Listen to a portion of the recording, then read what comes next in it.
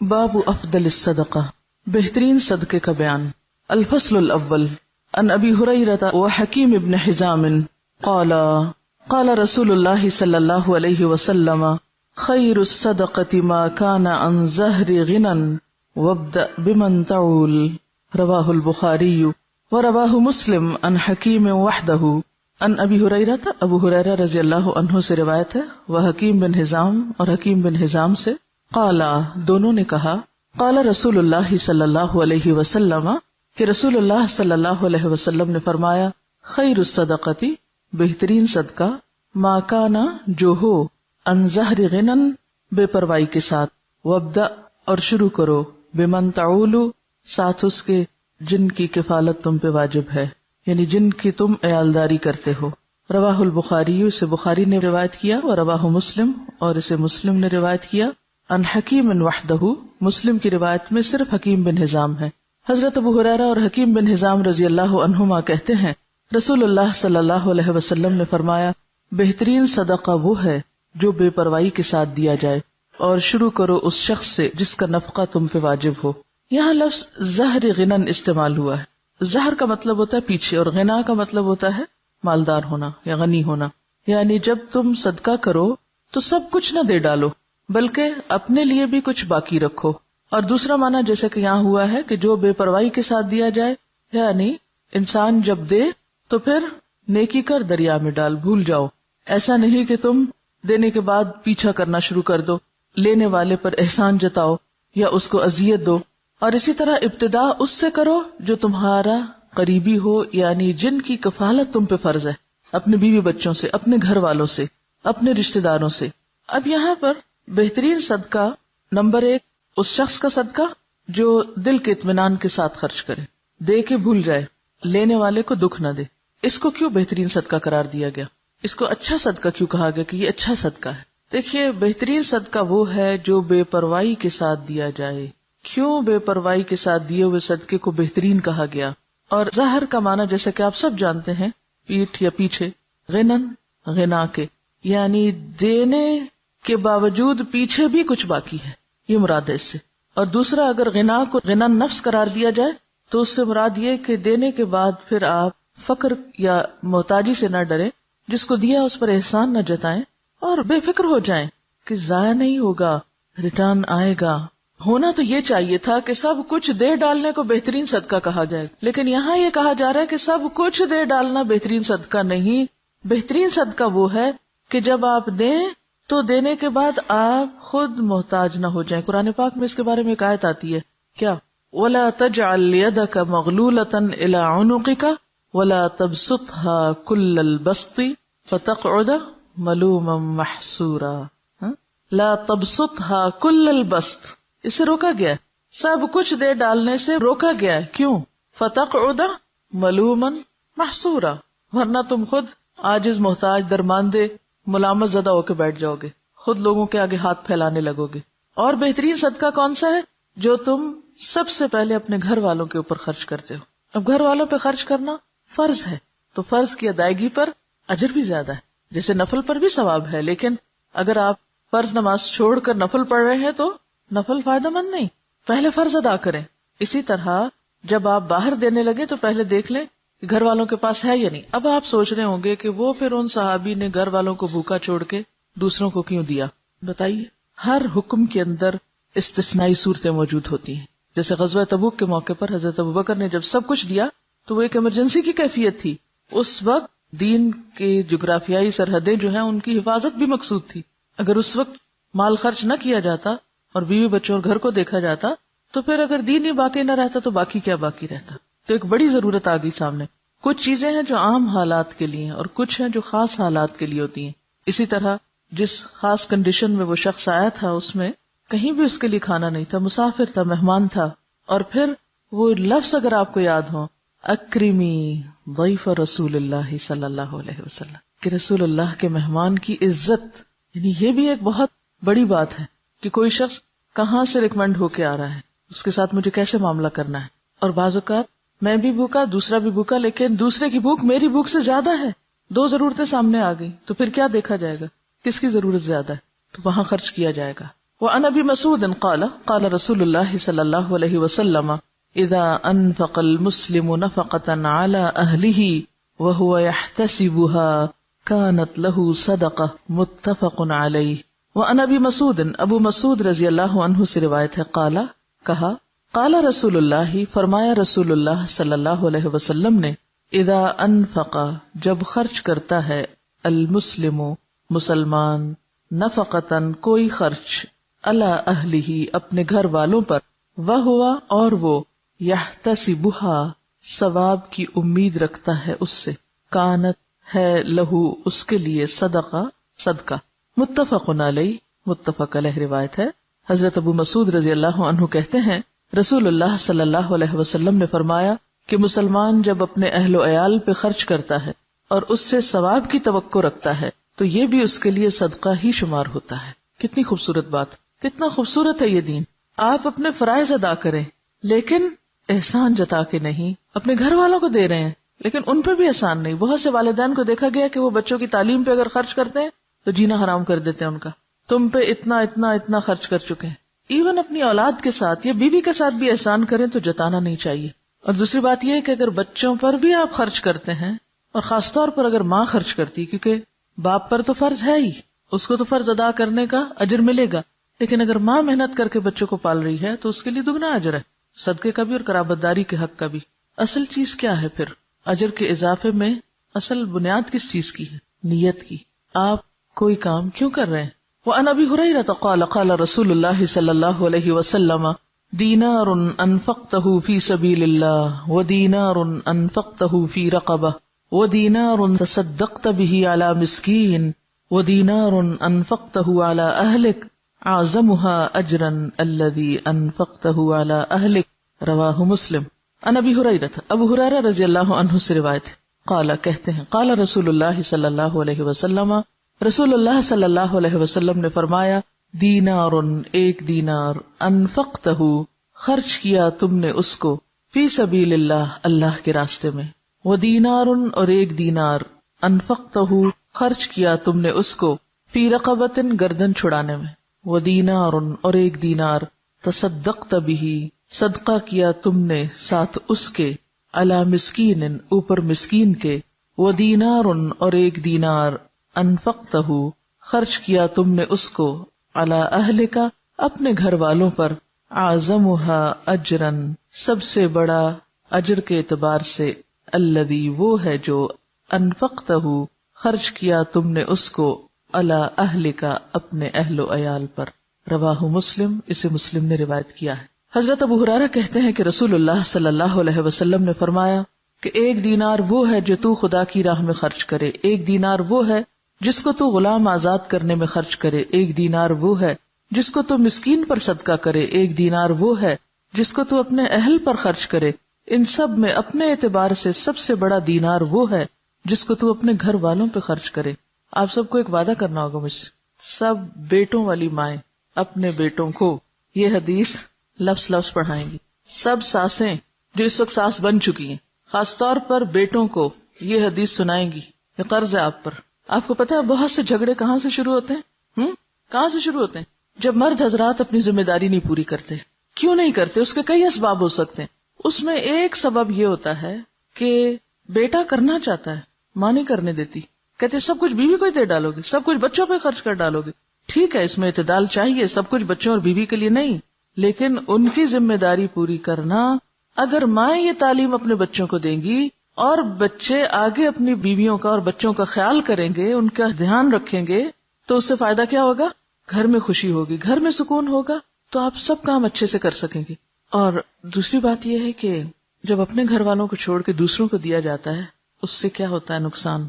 جو لے کے جاتے ہیں ان کے لیے دلوں میں نفرت اور عداوت پیدا ہوتی. پھر اوپر سے کہا جاتا ہے کہ آپ پھوپھی کے ساتھ اچھا سلوک نہیں کر رہے، آپ فلاں کے ساتھ اچھا نہیں کر رہے. مائیں یہ تو بیٹوں کو ضرور سکھاتی ہیں، دیکھو بہن ہے تمہاری، اس کو بھی دینا ہے، یہ بھانجے ہیں، یہ بھتیجے ہیں، یہ فلاں ہے، یہ فلاں ہے، سب کو دینا. نہیں سکھاتے تو کیا نہیں سکھاتے؟ بیوی کو بھی دینا. بیوی کا اگر وہ شوہر دل جیتیں گے تو کس کو فائدہ ہوگا؟ بالکل مدر ان لا کو ہی فائدہ ہوگا. لیکن اس کا یہ مطلب نہیں کہ بیویاں پھر واحد وارث بننا چاہیں سارے مال کی. دیکھیے مرد حضرات عام طور پر ان معاملات میں بیوی پہ بہت انحصار کرتے ہیں.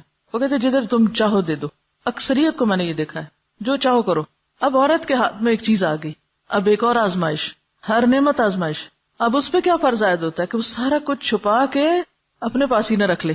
پھر اگین جب بہو پہ بات آتی ہے تو بہو اور بیٹی کے یا نند بھاوج کے آپس میں تعلقات کیوں خراب ہوتے ہیں؟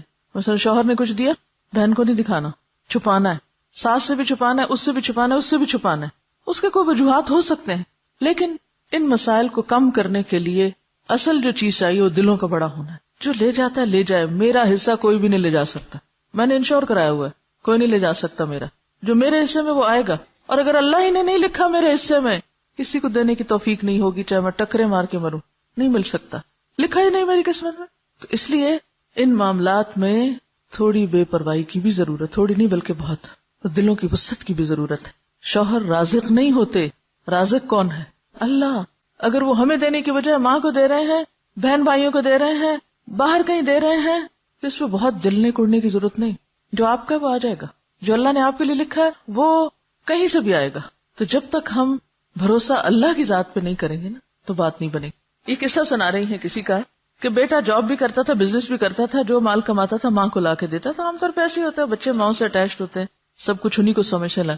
اب ہوا کیا کہ جب شادی ہوئی تو بیوی کا مطالبہ شروع ہوا, لیکن وہ ساس جو تھی وہ ان کو عادت نہیں تھی دینے کی یا شیئر کرنے کی. تو اب نقصان کیا ہوا کہ بہو جو ہے وہ مسلح پہ بیٹھ گئی, یار رب بزنس خراب ہو, نہ مجھے دے نہ اس کو دے, کسی کو بھی نہ ملے. ہاں پھر لوگ انتہا پسندی میں یہاں تک پہنچ جاتے ہیں کہ اگر میرا نہیں تو کسی کا بھی نہیں. تو یہ طرز عمل بھی درست نہیں. یاد رکھیے کوئی بھی اصلاح ہو نہیں سکتی جب تک کہ دو طرفہ, دونوں طرف سے دل نہ بڑا کیا جائے, دونوں فرائض ادا کرنے میں نہ لگ جائے. اگر دونوں حقوق مانگنے میں لگ گئے تو مسئلہ خراب ہوگا. تو یہاں پر آپ دیکھیے کہ خیر کے کاموں میں خرچ کرنے کا بھی اجر بتایا گیا, لیکن اس کے ساتھ ساتھ اہل و عیال پہ خرچ کرنا بھی باعث اجر و ثواب ہے. اور ذمہ داری میں نے آپ پہ امانت ڈال دی ہے, بیٹوں کو یہ حدیث سنانی ضرور ہے اپنی زبان سے.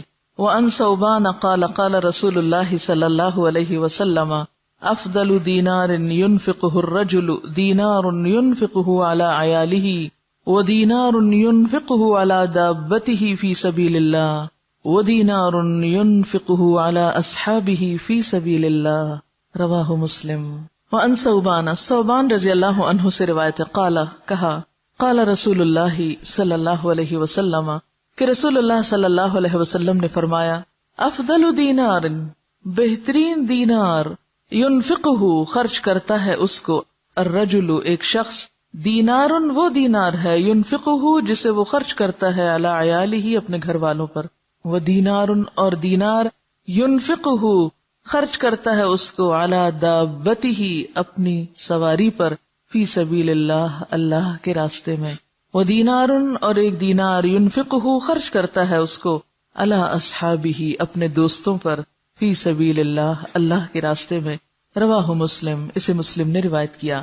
حضرت ثوبان کہتے ہیں کہ رسول اللہ صلی اللہ علیہ وسلم نے فرمایا کہ بہترین دینار جس کو آدمی خرچ کرتا ہے وہ دینار ہے جس کو وہ اپنے گھر والوں پہ خرچ کرتا ہے, اور وہ دینار جس کو وہ اپنے اس جانور پہ خرچ کرتا ہے جس کو پالا ہے اس نے اللہ کے راستے میں جانے کے لیے, اور وہ دینار جس کو وہ خرچ کرتا ہے اپنے دوستوں پر اللہ کے راستے میں.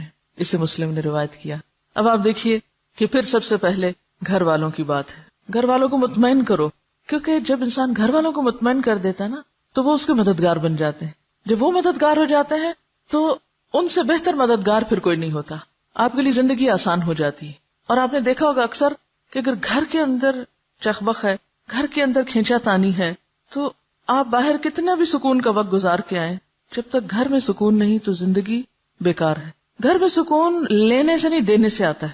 آپ دینے والے بن جائیں, خدمت کرنے والے بن جائیں, محبت کرنے والے بن جائیں, دینے والے بن جائیں, تو آپ دیکھیں گے کہ بہت ساری خوشیاں جو آپ کروڑوں میں نہیں خرید سکتے وہ آپ کے حسن سلوک سے آپ کو ملنے لگیں گی, آپ کی بے نیازی سے آپ کو ملنے لگیں گی, آپ کے اللہ پہ توکل اور بھروسے کی وجہ سے آپ کی طرف پلٹیں گی. تو یہاں پر آپ دیکھیے کہ سب سے افضل دینار گھر والوں پہ خرچ کرنا. آپ نے گھر والوں کو کھلا دیا, پلا دیا, ضرورت کی چیزیں دے دی, پوری کر دی, وہ مطمئن ہے. اب آپ نکلیے باہر جانے کے لیے سواری چاہیے, اور سواری اللہ کے دین کے لیے. آج کل کوئی دابا یعنی کوئی جانور وغیرہ, جیسے گھوڑا گدھا تو نہیں ہوتا, لیکن گاڑیاں, شاید گھوڑوں کا دودھ سے بھی زیادہ خرچہ مانگتی ہیں. ہر تھوڑے دن کے بعد پیٹرول کی قیمت اوپر چلی جاتی. جب اوپر جاتی تو آپ سوچتے ہیں اوہ میرا فلاں اور فلاں وزٹ اس کا کیا بنے گا. پہلا خیال یہ نہیں آتا گھر کے کاموں کا کیا، پہلا یہ آتا اوہ اب تو شاید میں پڑھنے نہ جا سکوں، اب تو شاید میں فلاں جگہ درس پہ نہ جا سکوں، پیٹرول بہت مہنگا ہو گیا. اب یہ جو آپ صدقہ باہر ادھر ادھر کرتے رہتے ہیں وہ صدقہ اپنے ہی گاڑی میں کریں یا گاڑی کی مرمت. آپ کو پتا ہے کہ گاڑی کی مرمت بھی پھر ہزاروں مانگتی ہے، اسی گاڑی پہ لگائیں. اگر آپ کو کسی اور کو دینے کی نہیں بھی فرصت ملی تو جو گاڑی آپ اللہ کے راستے میں استعمال کر رہے ہیں وہ پیٹرول کھائے یا موبائل یا پھر مرمت CNG واٹ ایور، وہ کیا ہے؟ فی سبیل اللہ، صدقہ ہے. گاڑی پر لگانا صدقہ ہے. اور اگر آپ صدقے کی نیت سے لگائیں گے کہ یا رب یہ سواری اللہ کے راستے میں مجھے دور دور لے جاتی ہے تو بہترین صدقہ ہے. اور پھر اور بھی اچھا اگر اس گاڑی پہ آپ کچھ اور لوگوں کو بھی سوار کر لیں یا کسی کو دے دیں استعمال کے لیے. وَدِينَارٌ يُنْفِقُهُ عَلَىٰ أَصْحَابِهِ فِي سَبِيلِ اللَّهِ. اب جب آپ اللہ کے راستے میں نکلتے تو اکیلے کہاں نکلیں گے؟ اکیلے تو نہیں نکل سکتے، ساتھ ہوں گے نا ساتھی. جب ساتھی ساتھ ہوں گے، کسی کو کھانا چاہیے، کسی کو سواری چاہیے، کسی کو کتاب چاہیے، کسی کو کچھ چاہیے. پہلے گھر والوں کو مطمئن کیا، پھر راستے کا انتظام کیا، پھر جہاں گئے وہاں جو آپ کے ساتھی ہیں ان کی ضروریات کا خیال رکھا. بہترین صدقہ. آپ کو حدیث یاد ہے جس میں آتا ہے کہ بندوں کی محبت اگر چاہیے تو کیا کرو؟ جو کچھ بندوں کے ہاتھ میں ہے اس سے بے نیاز ہو جائے. بندے تم سے محبت کرنے لگیں گے. اور جب تک تم بندوں کے ہاتھ کی چیز کے پیچھے پڑے رہو گے محبت نہیں ملے گی ان سے. اور ونس وہ محبت کرنے لگ جائیں تو پھر آپ دیکھیں ان سے آپ کچھ بھی کروا سکتے ہیں، پھر مشکل نہیں ہوگا. ہم گھر والوں سے کھینچا تانی جب رکھتے ہیں تو نتیجتاً نہ وہ ہماری مانتے نہ ہم ان کی مانتے ہیں. تو گھروں کی کشمکش دور کرنا ضروری ہے اور اس کے لیے مال اہم کردار ادا کرتا ہے. جو دینے والے نہیں ان کو دے کر سکھائیں. بعض لوگوں کو دینا آتا ہی نہیں، سیکھا ہی نہیں، بچپن سے ہی بخل پہ ٹریننگ ہے. اور سب سے بڑی بات ہی نا کہ اگر ماں باپ صرف یہ چند حدیثیں بھی بچوں کو سکھا دیں، بچپن میں ہی ذہن میں ڈال دیں، تو آپ دیکھیں گے کہ بڑے ہو کر وہ دل اتنے تنگ نہیں رہیں گے. اور جب ماں باپ ہی یہ سکھائیں کہ نہیں بس جمع کرو، کٹھے کرو، بچاؤ، کسی کو دینے کی ضرورت نہیں، پہلے اپنا آپ دیکھو، کیونکہ عموماً تو ٹریننگ اسی ڈھنگ پہ ہوتی ہے نا. تو پھر بڑے ہو کر عادت ہی نہیں ہوتی دینے کی، لہٰذا گھروں کے اندر ایک مسلسل جنگ کی کیفیت رہتی، رونا دھونا باقی رہتا ہے. عملی طور پر بچوں کے ہاتھ سے دلوانا شروع کریں. بہن بھائیوں کو دلوائیں، کیونکہ عام طور پر فقیر کو پھر بھی دے دیتے ہیں بچے، لیکن بہن بھائی کو چیز نہیں دیں گے. تو بہن بھائیوں میں شیئرنگ کی عادت ڈالیں. یہ چیز تمہارے لیے اور یہ چیز سب کے لیے. ہمارے والد جب کوئی چیز گھر میں لاتے تو بچوں سے کہتے سب کو تقسیم کرو، کوئی ڈرائی فروٹ ہو، کچھ بھی، وہ کہتے اچھا آج فلاں تم ادھر آؤ، سب کو دو. اس سے دینے کی عادت پڑتی اور اپنوں کو دینے کی عادت پڑتی، ورنہ انسان اپنوں کو دینے میں بعض اوقات زیادہ بخیل ہوتا ہے. دسترخوان سے یہ ٹریننگ شروع کی جائے. ہمارے والد ہمیں کہتے تھے کہ عید تمہیں رمضان میں مل جائے گی، کیونکہ رمضان میں ثواب زیادہ ہوتا ہے، تو میں تم لوگوں کو عید رمضان میں دینا چاہتا ہوں. ہمیں ہمیشہ عید ایک دن پہلے مل جاتی تھی، 2 دن پہلے. جب مل جاتی تھی تو پھر کہتے تھے اب تم اللہ کے راستے میں نہیں دو گے، پھر ہم ہی سے نکلواتے تھے. تو اس وقت تو دل بہت تھوڑا ہوتا تھا کہ یہ کیا مشکل ہے. تو یہ ہے کہ گھر میں کوئی ایسی چیز رکھ لیں جس میں ڈالتے جائیں بچے، کوائنز ڈالنے کا، کوئی برتن، کوئی پاٹ، کوئی اینی تھنگ. اور پھر جب وہ بھر جائے تو پھر جا کے خود اپنے ہاتھ سے خرچ کریں، یعنی اللہ کے راستے میں دیں، جہاں بھی دلوانا ہو آپ کو. عیدی کی اگر آپ نے بایوگرافی پڑھی، میں نے ساری پڑھی، 3 دن میں پڑھی تھی میں نے، اور بہت کچھ سیکھا تھا میں نے اس میں وہ لکھتے ہیں کہ اس کام کے کرنے کے پیچھے کون تھا. کہتے ہیں میری ماں جو بالکل پڑھی لکھی نہیں تھی اور بہت غریب گھرانے سے تعلق رکھتے تھے، لیکن ماں ان کے ہاتھ سے بہت صدقہ کرواتی تھی. وہ کہتے ہیں کہ وہ ایک چھتی کے اوپر وہ رکھی ہوئی ہوتی تھی ایک کٹورا یا پیالہ، اور اس میں پیسے ہوتے تھے، مجھے چڑھا کے اترواتی تھی، پھر کہتی جاؤ وہاں دے کر آؤ، اور مجھے دوڑاتی تھی دور دور تک گاؤں میں، اور جہاں جہاں ضرورت ہوتی تھی وہاں مجھے بھیجتی تھی. تو وہ کر کر کے ایک ایسی عادت پڑی کہ پھر وہ کیے بغیر چین بھی تو نہیں آتا. جب آپ کو بچپن سے عادت پڑ جائے تو پھر آپ نہیں چھوڑ سکتے، پھر وہ رگ رگ میں چلا جاتا ہے. اور بچپن سے بخل پہ بچوں کو پالے، رگ رگ میں بخل گھس جائے گا، ساری زندگی خود بھی اذیت اٹھائیں گے اور دوسروں کے لیے بھی وبال جان ہوں گے. کیونکہ بخیل شخص جو ہے اس کے ساتھ زندگی بسر کرنا سب سے مشکل کام ہوتا ہے. اور پھر آپ دیکھیے خاص طور پر یہ حدیث مسلم کی روایت ہے اور بڑی خوبصورت حدیث ہے جس میں کہ فی سبیل اللہ اپنے ساتھیوں پہ خرچ کرنا، ان کی ضروریات پر. وعن ام سلمۃ قالت قلت یا رسول اللہ الی اجر ان انفق علی بنی ابی سلمہ انما هم بنیہ فقال انفقی علیہم فلک اجر ما انفقت علیہم متفق علیہ. وعن ام سلمہ سے روایت ہے، قالت کہتی ہیں قلت میں نے کہا یا رسول اللہ، اے اللہ کے رسول صلی اللہ علیہ وسلم، علی اجر کیا میرے لیے اجر ہے ان انفقا کہ میں خرچ کروں علی بنی ابی سلمہ ابو سلمہ کے بچوں پر انما ہم بنیہ بے شک وہ میرے بچے بھی ہیں.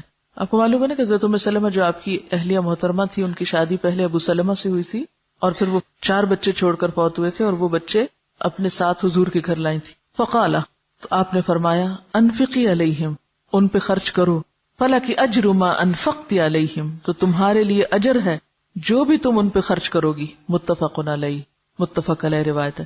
حضرت ام سلمہ کہتی ہیں کہ میں نے حضرت صلی اللہ علیہ وسلم سے عرض کیا اے اللہ کے رسول صلی اللہ علیہ وسلم اگر میں ابو سلمہ کے بیٹوں پر جو میرے بیٹے بھی ہیں خرچ کروں کیا مجھ کو اس کا ثواب ملے گا؟ آپ نے فرمایا تو ان پر خرچ کر تو تجھ کو ثواب ملے گا اس کا جو تو ان پہ خرچ کرے گی. یہ سوال ام سلمہ کے ذہن میں کیوں آیا؟ کیونکہ عورت کے اوپر خرچ کی ذمہ داری نہیں، عورت پہ نان نفقہ واجب نہیں اولاد کا، یہ شوہر کا فرض ہے. لیکن اگر عورت کرتی ہے شوہر کے مر جانے کی صورت میں یا ایون زندہ ہوتے ہوئے بھی لاپرواہ ہونے کی صورت میں تو اس کے لیے سراسر اجر ہے اگر اپنے بچوں پہ خرچ کرتی ہے. اور اس میں اگلی حدیث تو بہت ہی زبردست ہے جو اس مسئلے کو بہت اچھی طرح صاف کر دیتی ہے. وَأَنْ زَيْنَبَ امْرَأَةِ عَبْدِ اللَّهِ بْنِ مَسْعُودٍ قالت قال رسول اللہ صلی اللہ علیہ وسلم وتصدقن یا معشر النساء ولو من حلیکن قالت فرجعت الى عبد اللہ فقلت انك رجل خفیف ذات الید وان رسول اللہ صلی اللہ علیہ وسلم قد امرنا بالصدقة فأته فاسأله فإن كان ذلك يجزئ عني وإلا صرفتها إلى غيركم قالت فقال لي عبد الله بل ائتيه أنت قالت فانطلقت فإذا امرأة من الأنصار بباب رسول الله صلى الله عليه وسلم حاجتي حاجتها قالت وكان رسول الله صلى الله عليه وسلم قد ألقيت عليه المهابة فقالت فخرج علينا بلال فقلنا له ائت رسول الله صلى الله عليه وسلم فأخبره أن امرأتين بالباب تسألانك أتجزئ الصدقة عنهما على أزواجهما وعلى أيتام في حجورهما ولا تخبره من نحن قالت فدخل بلال على رسول الله صلى الله عليه وسلم فسأله فقال له رسول الله صلى الله عليه وسلم من هما قال امرأة من الأنصار وزينب فقال رسول الله صلى الله عليه وسلم أي الزيانب قال امرأة عبد الله فقال رسول الله صلى الله عليه وسلم لهما اجران اجر القرابة واجر الصدقة متفق علیہ واللفظ لمسلم. ان زینب زینب سے روایت ہے. کون زینب؟ امراتی بیوی عبداللہ ابن مسعود عبداللہ بن مسعود کی. قالت کہتی ہیں قال رسول اللہ فرمایا رسول اللہ صلی اللہ علیہ وسلم نے تصدقنا صدقہ کرو یا معشر النساء اے عورتوں کے گروہ ولو اور اگرچہ من حلیکن تمہارے زیورات میں سے ہی کیوں نہ ہو. قالت وہ کہتی ہیں فرجعت تو میں لوٹی الی عبداللہ طرف اپنے شوہر عبداللہ کے فقلت تو میں نے کہا انکا بے شک تم رجل ایک شخص ہو خفیف ہلکے ذات الیادی ہاتھ والے ہلکے ہاتھ والے یعنی غریب شخص ہو. وان رسول اللہ اور بے شک رسول اللہ صلی اللہ علیہ وسلم نے قد امرنا ہمیں حکم دیا ہے بالصدقۃ صدقے کا. فأتیہ پس جاؤ آپ کے پاس ہی سے مراد یہاں نبی صلی اللہ علیہ وسلم. فاسألہ تو پوچھو آپ سے. فإن کان ذلک پھر اگر تو ہے یہ یعنی یہ خرچ کرنا یجزئ انی کافی مجھ سے وإلا ورنہ میں صرفتھا میں پھیر دوں گی اس کو الی غیرکم تمہارے علاوہ کسی اور کی طرف ورنہ میں یہ مال تم لوگوں پہ خرچ کرنے کی بجائے کسی اور کو دوں گی. قالت کہنے لگی فقال علی عبداللہ عبداللہ نے مجھ سے کہا بل ائتیہ انتی بلکہ جاؤ تم خود ہی. قالت وہ کہنے لگی فانطلقت تو میں چل دی.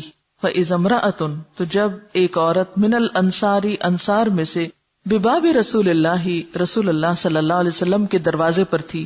حاجتی میری حاجت حاجتها اس کی حاجت تھی یعنی ہم دونوں کا ایک ہی قصہ تھا. قالت کہنے لگی وکان رسول اللہ اور تھے رسول اللہ صلی اللہ علیہ وسلم قد القیت علیہ تحقیق ڈالی گئی تھی آپ پر المہابت ہیبت یعنی آپ میں غیر معمولی ہیبت تھی. فقالت تو کہنے لگی فخرج علینا تو نکلے ہم پر بلال بلال. فقلنا لہو تو ہم نے اس سے کہا یعنی بلال سے کہا ائتی جاؤ رسول اللہ صلی اللہ علیہ وسلم کے پاس فاخبرہ، تو خبر دو آپ کو، ان امرأتین، کہ بے شک دو عورتیں، بالباب، دروازے پر ہیں، تسألانک، آپ سے سوال کرتی ہیں، اتجزئ الصدقۃ، کیا کافی ہوگا صدقہ، انہما، ان دونوں کا، علی ازواجہما، ان کے شوہروں پر، وعلی ایتام، اور اوپر یتیموں کے، فی حجورہما، ان کی گودوں میں، یعنی جن کی وہ پرورش کر رہی ہیں، ولا تخبر، پھر آپ کو نہ بتانا، من نحنو، کہ ہم کون ہیں، یعنی پوچھنے والا کون ہے یہ نہیں بتانا۔ قالت، وہ کہتی ہیں، فدخل بلال، داخل ہوئے بلال، علی رسول اللہ، رسول اللہ صلی اللہ علیہ وسلم پر، فسألہ، تو پوچھا آپ سے، فقال لہ، تو فرمایا آپ کو رسول اللہ صلی اللہ علیہ وسلم نے، من ہما، یہ کون ہیں دونوں، کون پوچھتی ہیں؟ قال، بلال کہنے لگے، امرأتن، ایک عورت تو من الانصار، انصار میں سے ہے، وزینب، اور زینب بھی ہے۔ فقال رسول اللہ، رسول اللہ صلی اللہ علیہ وسلم نے فرمایا، ایو زینب، کون سی زینب؟ حالانکہ وہ منع کر کے انہوں نے بھیجا تھا۔ قالا، تو بلال کہنے لگے، امرأت عبداللہ، عبداللہ بن مسعود کی بیوی ہے۔ فقالا، تو فرمایا رسول اللہ صلی اللہ علیہ وسلم، رسول اللہ صلی اللہ علیہ وسلم نے، لہما، ان دونوں کے لیے، اجرانی، دو اجر ہیں، اجر القرابتی، قرابت داری کا اجر، و اجر الصدقتی، اور صدقے کا اجر۔ متفق علیہ، متفق علیہ روایت ہے، واللفظ لمسلم، اور یہ لفظ مسلم کا ہے، یعنی الفاظ مسلم کے ہیں۔ حضرت عبداللہ بن مسعود رضی اللہ عنہ کی بیوی زینب کہتی ہیں کہ رسول اللہ صلی اللہ علیہ وسلم نے فرمایا، اے گروہ خواتین، خیرات کرو، اگرچہ وہ تمہارے زیورات ہی میں سے کیوں نہ ہو، یعنی عورتوں کو آپ نے خاص طور پر تلقین کی، خیرات کی۔ زینب کہتی ہیں کہ رسول اللہ صلی اللہ علیہ وسلم کا وعظ سن کر جب میں اپنے شوہر عبداللہ کے پاس پہنچی تو میں نے ان سے کہا کہ تم ایک مفلس آدمی ہو، اور رسول اللہ صلی اللہ علیہ وسلم نے ہمیں خیرات کرنے کا حکم دیا ہے، لہٰذا تم حضرت صلی اللہ علیہ وسلم کی خدمت میں حاضر ہو کر دریافت کرو کہ اگر میں تم پر اور تمہاری اولاد پر خرچ کروں تو یہ کافی ہوگا یا نہیں۔ یہ لفظ آتا ہے نا، اتجزئ الصدقۃ عنہما، کیا کافی ہو جائے گا صدقہ ان دونوں کی طرف سے، یعنی ان دونوں کو دینے پر، ورنہ پھر دوسروں کو صدقہ دوں۔ زینب کہتی ہیں، عبداللہ نے یہ سن کر مجھ سے کہا کہ تم ہی جاؤ۔ زینب کہتی ہے، میں گئی اور دیکھا کہ ایک انصاری عورت رسول اللہ صلی اللہ علیہ وسلم کے دروازے پر بیٹھی ہے، اور اس کی حاجت بھی میری ہی حاجت کی مانند تھی، وہ بھی یہی بات دریافت کرنے آئی تھی۔ زینب کہتی ہے کہ رسول اللہ صلی اللہ علیہ وسلم میں غیر معمولی ہیبت تھی۔ دفعتاً ہمارے پاس بلال آئے، ہم نے ان سے کہا کہ رسول اللہ صلی اللہ علیہ وسلم کی خدمت میں حاضر ہو کر عرض کرو کہ دو عورتیں دروازے پہ بیٹھی ہیں اور دریافت کرتی ہیں کہ اگر وہ اپنے شوہروں اور ان یتیم بچوں کو جو ان کی پرورش میں ہیں صدقہ دیں تو کیا یہ کافی ہو جائے گا، اور آپ سے یہ ذکر نہ کرنا کہ پوچھنے والی عورتیں کون ہیں۔ زینب بیان کرتی ہیں کہ بلال چلے گئے اور رسول اللہ صلی اللہ علیہ وسلم کی خدمت میں حاضر ہو کر مسئلہ پوچھا۔ آپ نے دریافت فرمایا، یہ دونوں عورتیں کون ہیں؟ بلال نے کہا، ایک انصاری عورت ہے، دوسری زینب ہے۔ آپ نے پوچھا، کون سی زینب؟ بلال نے کہا، عبداللہ کی بیوی۔ آپ نے فرمایا، ان کو دوہرا ثواب ملے گا، ایک ثواب تو قرابت کا اور دوسرا صدقے کا۔ کتنا زیادہ عورت کے حقوق کو اس طرح پروٹیکٹ کیا گیا، خاص طور پر وہ عورتیں جن کو شوہر کی طرف سے مالی مشکلات کا سامنا ہو۔ پہلی بات تو یہ کہ آپ صلی اللہ علیہ وسلم نے عورتوں کو الگ خاص طور پر صدقے کی تعلیم دی، اور وہ ایک اور حدیث سے پتہ چلتا ہے کہ آپ نے فرمایا کہ تکثرن اللعن، تم زبان کا غلط استعمال کرتی ہو، کثرت سے لان تان کرتی ہو، یعنی ڈانٹ ڈپٹ بچوں کو، ادھر ادھر ہر ایک چیز کو، تو تمہیں خیرات کرنی چاہیے۔ اس سے کیا پتہ چلتا ہے کہ زبان کے گناہوں کا کفارہ کس میں ہے۔ اور پھر دوسری وجہ آپ نے بتائی تھی کہ تم خاوند کی ناشکری ہوتی ہو، وہ جتنا بھی احسان کرے تو تم نہیں مانتی اس کو۔ اس ناشکرے پن کا بھی کفارہ اور ازالہ کس میں ہے؟ صدقے میں۔ اب جب صدقے کی بات آئی تو وہ کہتی ہیں کہ میں گھر پہنچی، کہتے ہیں کہ حضرت عبداللہ بن مسعود کی جو اہلیہ تھی وہ ہنرمند تھی اور اپنے ہاتھ سے کوئی کام کیا کرتی تھی اور اس سے کمائی کرتی تھی۔ اب عبداللہ بن مسعود کچھ نہیں کماتے تھے، فقیر آدمی تھے، سب ذمہ داری انہی کی تھی۔ وہ واپس آئیں، جب سنا کہ صدقہ خیرات کرنا ہے تو گھر آ کر کہنے لگی کہ دیکھو تم تو ایک مفلس آدمی ہو اور آپ نے ہمیں صدقے کا حکم دیا ہے، لہٰذا تم جا کر یہ پوچھ کے آؤ کہ میں تم پہ اور تمہاری اولاد پہ جو خرچ کرتی ہوں وہ میرے حق میں صدقہ لکھا جائے گا، کیا کافی ہوگا صدقہ؟ یہی صدقہ کافی ہے یا اس کے علاوہ میں باہر بھی کروں؟ زینب کہتی ہیں کہ عبداللہ نے سن کے مجھ سے کہا کہ نہیں، میں تو نہیں جاتا پوچھنے، تم خود ہی جاؤ۔ یہی جھگڑے ہوتے ہیں نا گھروں میں۔ اب یہ دیکھیں کہ ایک طرف وہ کام نہیں کر رہے، دوسری طرف مسئلہ بھی نہیں پوچھ کے دے رہے۔ ایسے میں اس عورت کو کیا کرنا چاہیے تھا؟ کیا حق بنتا تھا؟ کیا کریں یہ؟ ہم جیسا کوئی ہوتا وہاں تو کیا کرتا؟ لڑائی جھگڑا، ہاں ٹھیک ہے تم نہیں پوچھتے تو ناسی میں تمہیں نہیں دیتی، میں دے رہی ہوں کسی اور، کہتے جاؤ خود پوچھو۔ اب دیکھیں وہ خود چلی جاتی ہیں، کیوں چلی جاتی ہیں؟ وجہ وہ کچھ کرنا چاہتی ہے نا، تو جس کو کچھ کرنا ہو وہ رستہ تلاش کرتا ہے کہ نہیں مجھے تو کرنا ہے اور صحیح چیز کرنی ہے اور بہتر کرنی. اگر تمہیں دینا بہتر ہے تو تمہیں ہی دوں گی, اور اگر کہیں اور دینا بہتر ہے تو میں پھر جا کے پوچھ کے کسی اور کو دیتی ہوں. یعنی بعض خواتین کو بالکل ایگزیکٹلی اس طرح کے مسائل ہو سکتے ہیں, نہ شوہر کمائے اور نہ شوہر کوئی کام کر کے آئے. اب نعوذ باللہ اس سے حضرت عبداللہ بن مسعود کی کوئی توہین مقصود نہیں, اللہ کے واسطے اس کو الٹ معنی میں نہ لے. صرف یہ ہے کہ بعض شخصیتیں ایسی ہوتی ہیں ان کو اللہ نے ایسے ہی بنایا ہے, وہ نئی ذمہ داریاں لیتی بہت ساری, یا یہ کہ ان کے اوپر کوئی اور ذمہ داری ہوتی ہے. آپ کو معلوم ہے عبداللہ بن مسعود بہت بڑے فقیہ صحابہ میں سے تھے, ان کی دلچسپی سارا وقت پڑھنے پڑھانے سے ہو سکتی, ان کو دلچسپی نہیں دنیا کے کسی کام سے. ایسے بھی لوگ ہوتے ہیں. اب دیکھیں نا کہ ہر مرد کی شادی ہونی ہے, ہر عورت کی ہونی ہے, اب کسی کا کسی سے تو واسطہ پڑے گئی, آپ کتنا بھی اچھا رشتہ تلاش کر لیں, کیونکہ بعض اوقات کہتے ہیں نا سوچ سمجھ کے رشتہ کریں. بھئی کسی نہ کسی کے پلے تو کسی نے پڑنا ہی ہے, مسئلہ تو پھر جس کے بھی پلے پڑ گئے, اگر آپ کے نہیں کسی اور کے تو مسئلہ تو وہی رہا. تو ایسی صورت میں پھر کیا ہے, پھر نباہ کے طریقے سوچے جائیں, ایڈجسٹمنٹ کے طریقے سوچے جائیں, ورنہ پھر خود کو اذیت دینا ہے. اب کیا ہوتا ہے کہ وہ خود چلی جاتی اور جا کے حضور کے دروازے پر کھڑی ہو جاتی ہیں. وہاں ایک اور عورت بھی پہنچی ہوئی ہے جن کا بالکل یہی مسئلہ ہے, کامن مسئلہ ہے, یونیورسل پرابلم ساری ایجز میں. اور ان عورت کو بھی آج ہی کیوں یہ مسئلہ پیش آیا, کیونکہ وہ بھی بات سن کے گئی ہوگی, حدیث سن کے گئی ہوگی, اور ان کو بھی یہی خیال آیا کہ اچھا اب کیا ہو. بہرحال اب وہ کہتی ہیں کہ حضور کی ہیبت ایسی تھی کہ اتنی جرت نہیں ہو رہی تھی کہ اندر جائیں. اب جب بتایا تو بلال باہر نکلے, کیونکہ بلال ایک طرح سے دربان کا کام بھی کرتے تھے, آپ کے خادموں میں سے بھی تھے. تو بلال سے کہا کہ دیکھو ہم یہ 2 عورتیں دروازے پہ بیٹھی ہیں اور جن کا سوال یہ ہے, مسئلہ یہ ہے, جاؤ تم پوچھ کے آؤ کہ اگر ہم اپنے شوہر پر اور ان یتیم بچوں پر جو ہماری پرورش میں ہیں ان پہ خرچ کریں تو کیا یہ ہمارے لیے صدقہ شمار ہوگا. اور ساتھ ہی یہ نہیں بتانا کہ پوچھنے والا کون ہے. یہ بھی اکثر خواتین کی عادت ہوتی ہے, کیا کرتی ہیں, میرا نام نہ لینا. ایسا کیوں ہوتا ہے ویسے, نام کیوں چھپاتے ہیں؟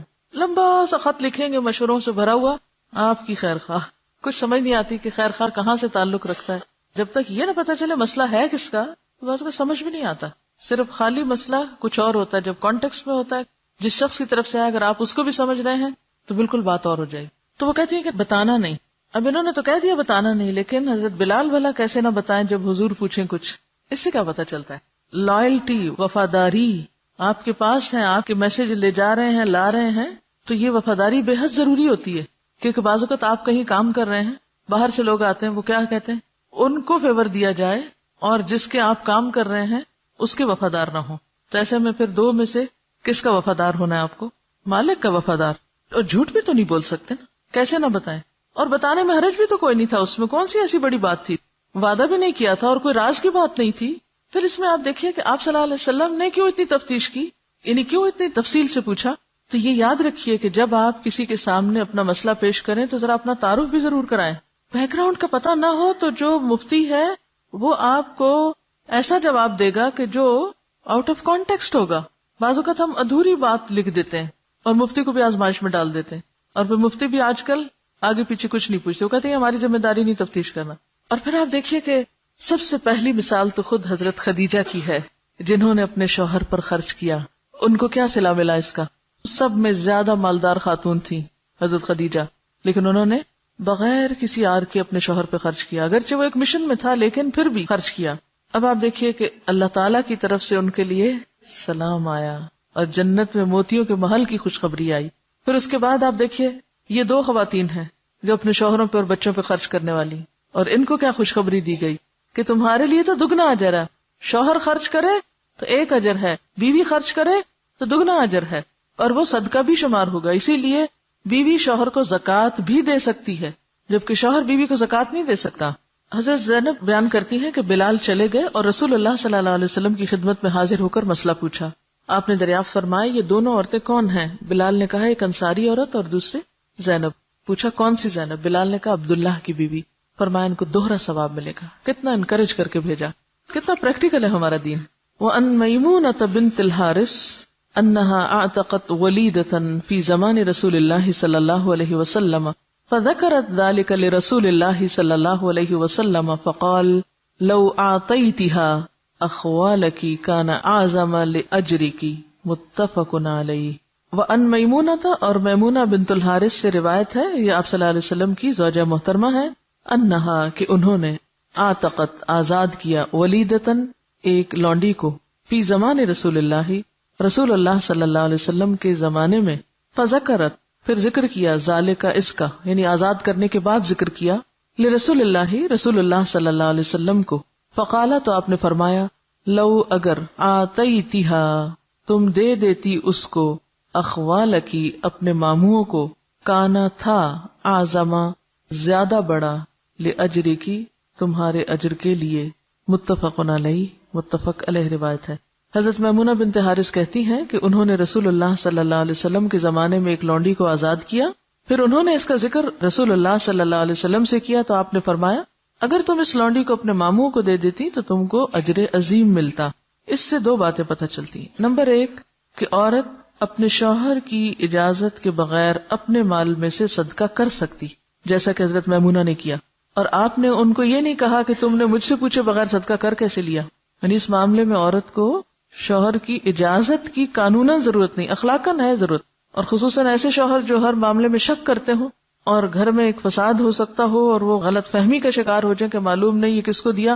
عام طور پر شوہروں کو کیا غلط فہمی ہوگی کہ میکے بھیج دیا ہوگا، یا ماں باپ کو دیا ہوگا، بہن بھائیوں کو دیا ہوگا۔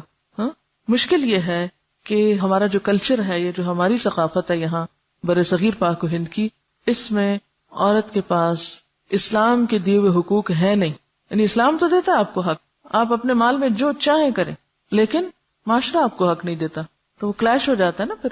تو ایسے میں آپ کو پھر کس طرح جینا ہے؟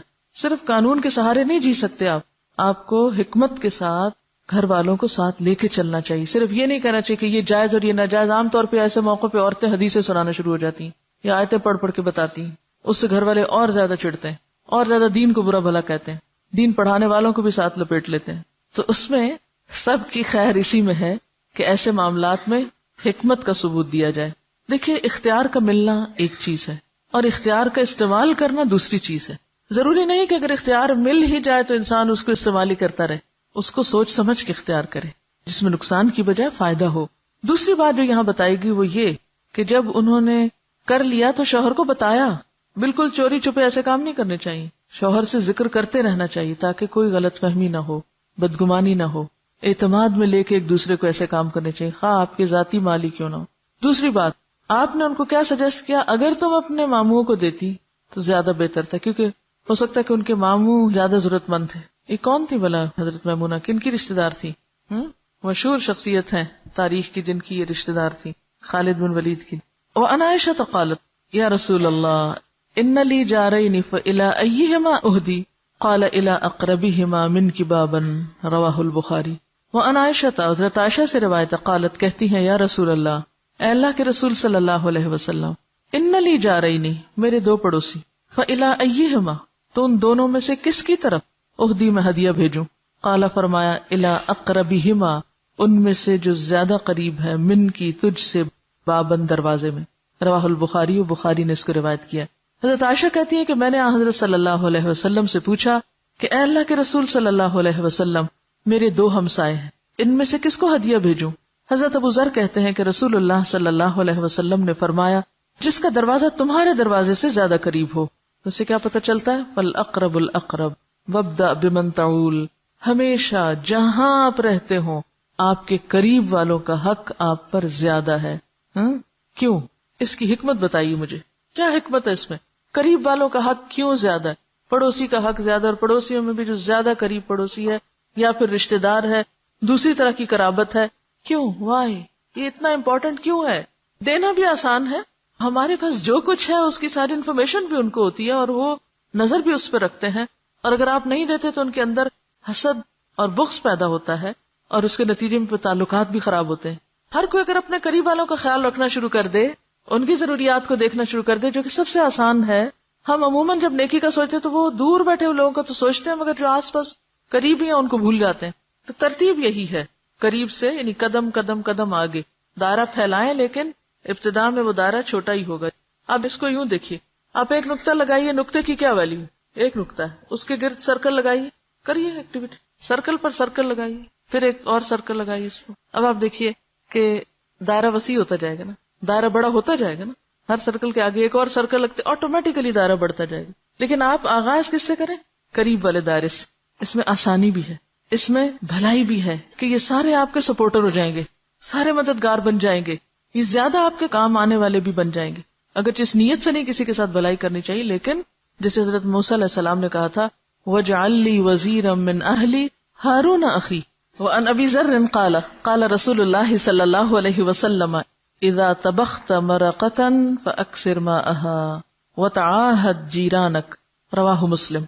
وعن ابی ذر، ابو ذر رضی اللہ عنہ سے روایت ہے، کہا قال رسول اللہ، فرمایا رسول اللہ صلی اللہ علیہ وسلم نے اذا طبخت مرقة، جب پکاؤ تم شوربہ، فأكثر، زیادہ کر لو، ماءها، اس کا پانی زیادہ ڈال دو، وتعاهد، اور خیال رکھو، خبرگیری کرو، جیرانک، اپنے ہمسایوں کی، یعنی اپنے ہمسایوں کا خیال رکھو اور زیادہ شوربہ پکا کر ان کو بھی بھیجو. رواہ مسلم. حضرت ابو ذر رضی اللہ عنہ کہتے ہیں کہ رسول اللہ صلی اللہ علیہ وسلم نے فرمایا جب تو شوربہ پکائے یعنی سوپ بنائے تو اس میں زیادہ پانی ڈال اور خبرگیری کر اپنے ہمسایوں کی. یہ جو بات ہے طبختہ، ابو ذر سے کہا تھا طبختہ، طبختی کیوں نہیں کہا؟ مرد تو نہیں پکاتے، منع نہیں ہے مردوں کو پکانا، بالکل منع نہیں ہے. دنیا کے مشہور شیف جو ہے، بہترین شیف کون ہے؟ عورتیں تھوڑی، مرد ہی ہیں. جی ہاں، تو مردوں کی کوکنگ جائز ہے، مردوں کے ہاتھ کا پکا ہوا آپ کھا سکتے ہیں. اکثر لوگ پوچھتے رہتے ہیں کرسچن کا پکا ہوا کھا سکتے ہیں، مرد کوک کو رکھ سکتے ہیں گھر میں، مرد کا پکا ہوا کھا سکتے ہیں؟ بالکل کھا سکتے ہیں. اچھا، دوسری جو اہم بات ہے یہاں پر وہ ہے ہمسایوں کی خبرگیری، قریبی ہمسایوں کے ساتھ شیئرنگ کھانے پینے کی چیزوں میں. اور پانی زیادہ پڑے گا تو کیا ہوگا؟ ہنڈیا میں زیادہ شوربہ ہوگا، دل بھی بڑا ہوگا دینے سے، اور پھر بخل دور ہوگا. اور پھر جب آپ دینے والے ہوں گے تو کوئی آپ کو بھی نہیں بھولے گا انشاءاللہ. آپ کو پتا ہے کہ مجھے اور اداروں کا تو نہیں پتا، شاید جو ہمارے اسلامی مدارس ہیں ان میں بھی لڑکوں کو کچھ کوکنگ وغیرہ سکھاتے ہیں، آئی ڈونٹ نو. لیکن ایک اسکول کے بارے میں جانتی ہوں، کراچی گرامر، کہ جہاں باقاعدہ لڑکوں کو سوپ وغیرہ بنانا اور چھوٹی چھوٹی کوکنگ کرنا سکھاتے ہیں، بٹن لگانا اور چھوٹی چھوٹی سلائی، اور اس میں کوئی امتیاز نہیں. میں سوچتی ہوں یہ سنت تو ہمارے رسول صلی اللہ علیہ وسلم کی ہے. ہمارے اسلامی اسکولز اپنے کریکولم میں شاید ہو، میرے علم میں نہیں، لیکن عموماً دیندار طبقہ اس طرف توجہ نہیں کرتا. آپ زبان سیکھ لیں، کراٹے سیکھ لیں، فرسٹ ایڈ کی ٹریننگ لے لیں، نشانہ بازی سیکھیں، گھڑ سواری سیکھیں، سوئمنگ سیکھیں، کچھ نہ کچھ سیکھیں، کسی کام کے بنے کہ کسی دوسرے کے کام آ سکیں، کچھ نہ کچھ سیکھیں. میری بہن بتا رہی تھی کہ ان کے اسکول میں ایک ٹیچر ہے جو کانوینٹ میں پڑھی ہے، تو وہ کہتی کہ ہماری جو ٹیچر ہوتی تھی وہاں پر، وہ ہر روز صبح ہمیں واک پہ لے جاتی تھی، ایک راستے سے لے جاتی اور دوسرے راستے سے واپس لاتی، ہر درخت اور ہر پتے کے بارے میں ہمیں آن دا اسپاٹ بتاتی. اس میں آپ دیکھیں کہ کتنی بہترین لرننگ بھی ہے، اور بچوں کو سمجھ بھی کتنا سمجھتے ہیں کہ کون بچہ توجہ دیتا ہے، کون کیسے بہیو کرتا ہے، کون سنتا ہے، کون نہیں سنتا، کون سیکھتا ہے، کون نہیں سیکھتا. لیکن آج اس طرح کی تعلیم ہم میں ناپید ہوتی چلی جا رہی ہے. یہی وجہ کہ ہمارے بچے کیا کچھ پڑھ لیتے ہیں لیکن ان کو ایک پانی کا گلاس کسی کو پیش کرنا بعض اوقات نہیں آتا ہوتا. عملی تعلیم نہیں رہی اور اس کی شدید ضرورت ہے. اور یہ تمام کام جو ہے، یعنی اپنے ہاتھ سے کسی کا بھی کام کر دینا، یہ سب کیا ہے؟ صدقہ. یہ بھی صدقے کی قسم. یہ کہتے ہیں کہ میرے 5 بھائی تھے لیکن ان کو کوئی کام نہیں کرنا آتا تھا، پھر شوہر ملے تو ان کو بھی کچھ نہیں آتا تھا، ان کے بیٹے ہیں بیٹی نہیں، تو انہوں نے بیٹوں کو ہر چیز کی ٹریننگ دی، حتیٰ کہ 5 سال کی عمر میں بیٹا ٹھیک ٹھاک ٹرالی لگا کے مہمانوں کو سرو کرنا جانتا تھا. اب بھی کہتی ہیں کہ میں بیٹے پر ہی گھر چھوڑ کر آئی ہوں، اور وہ گھر کے تمام کام جانتا ہے، نہیں پوری طرح لک آفٹر کر سکتا ہے. حالانکہ گھر میں 3-4 ملازم بھی ہے، لیکن اس کے باوجود کیونکہ ملازموں سے بھی کام صرف وہ لے سکتا ہے جس کو خود کام آتا ہو، تو اس میں کوئی حرج نہیں ہے. لیکن اس کا یہ مطلب نہیں ہے کہ عورت آرام سے بیٹھ جائے اور شوہر سے کام کرانا شروع کر دے. خود اٹھ کے خدمت کرے گی تو قدر پائے گی، لیکن دوسری طرف مردوں کے اندر بھی یہ آر نہیں ہونی چاہیے کہ یہ کام ہماری شان سے پروتر ہے، یہ نہیں ہونا چاہیے. وآخر دعوانا ان الحمد للہ رب العالمین. سبحانک اللہم وبحمدک، نشہد ان لا الہ الا انت، نستغفرک ونتوب الیک.